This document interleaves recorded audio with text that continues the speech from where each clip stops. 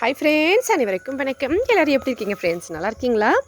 இந்த பாகற்காய் உருளைக்கிழங்கு பொரியல் ரொம்ப ஈஸியாக செஞ்சிடலாம். இதுக்கு ஃபஸ்ட்டு ஒரு மசாலா ரெடி பண்ணிக்கலாம்.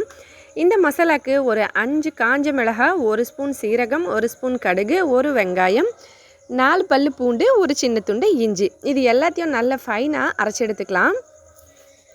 இதுக்கு இந்த மசாலா வந்து ரொம்ப கொஞ்சமான அளவுக்கு நம்ம அரைச்ச போதுங்க. நான் நல்லா காரமாக இருக்கிறதுக்காக நான் 5 மிளகாய் சேர்த்துருக்கோம்.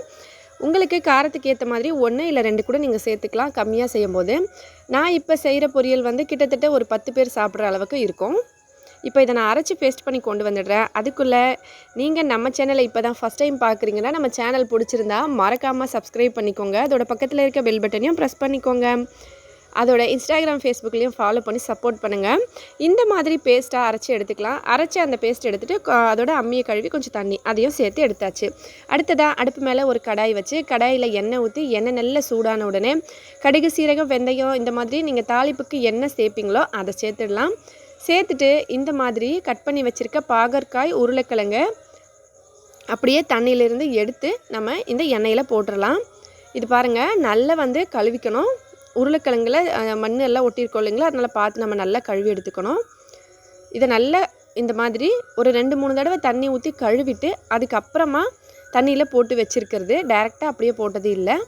இப்போ இந்த மாதிரி நல்லா எல்லாத்தையும் சேர்த்துட்டு இதோட கூடவே கொஞ்சம் மஞ்சத்தூள், அதோட உப்பு சேர்த்து இதை நல்லா கலந்துக்கலாம். இப்போ இதுக்கப்புறம் இந்த வீடியோ வந்து கொஞ்சம் ஸ்பீட் பண்ணிக்கலாம், ஏன்னா டக்குன்னு பார்த்து முடிச்சிடலாம் இல்லைங்களா. ஏன்னா இப்போல்லாம் நிறைய ஃப்ரெண்ட்ஸுங்களுக்கு ரொம்பவே ஷார்ட்டான வீடியோஸ் தான் பிடிக்குது. இது நம்ம ஷார்ட்ஸ் வீடியோ பார்க்குற ஃப்ரெண்ட்ஸுங்களுக்கும் சரி, எல்லாருக்குமே சரி, அதனால் நம்ம வீடியோவை கொஞ்சம் ஸ்பீட் பண்ணிக்கலாம். இப்போ இதை நல்லா கலந்துட்டு இந்த மாதிரி ஒன்றா சேர்த்து நம்ம மஞ்சத்தூளும் அதுக்கப்புறம் உப்பு சேர்த்த உடனே இந்த மாதிரி நல்லா கலந்துக்கணும். கலந்துட்டு இதோட கூடவே நம்ம அரைச்சி வச்சுருக்க இந்த பேஸ்ட்டையும் ஊற்றிக்கணும். இந்த மாதிரி ஊற்றிட்டு இதையும் நல்லா சேர்த்து கலந்து கொஞ்சம் தண்ணி ஊற்றிக்கலாம். இந்த கிண்ணத்தை தண்ணி கொஞ்சம் ஊற்றி அதோட கலந்து இந்த மாதிரி ஊற்றிக்கலாம். இப்போ இதை மூடி போட்டு வேக வைக்கலாம். கொஞ்ச நேரம் இது நல்லா வேகட்டும். இந்த மாதிரி தண்ணியில் இந்த உருளைக்கிழங்கும் பாகற்காயும் நல்லா வேகணும் இந்த மசாலா தண்ணியில். இப்போ இதை மாதிரி நல்லா கலந்துட்டு இப்போ தட்டு போட்டு மூடிடலாம். கொஞ்ச நேரம் கழித்து நம்ம இதை ஓப்பன் பண்ணி பார்க்கலாம். கொஞ்ச நேரம் கழித்து நம்ம ஓப்பன் பண்ணி பார்த்தோம்னா இந்த மாதிரி இருக்கும் ஃப்ரெண்ட்ஸ். சைடில் வந்து நல்லா இந்த மாதிரி கடாயில் ஒட்டும்.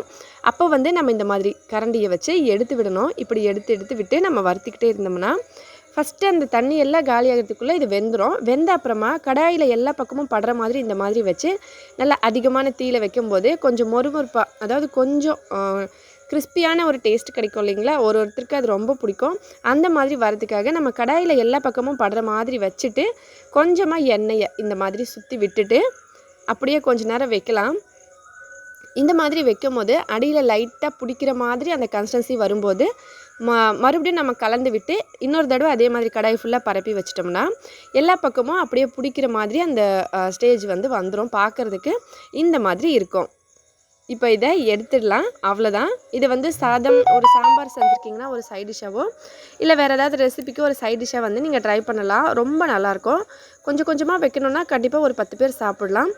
இல்லை நிறைய வந்து வைக்கணும் அப்படின்னு நினச்சிங்கன்னா நீங்கள் எக்ஸ்ட்ராவாக ஒரு 5 பேர் சாப்பிட்ற மாதிரி இருக்கும். அவ்வளோதான், ரெடி ஆகிடுச்சு பாருங்கள்.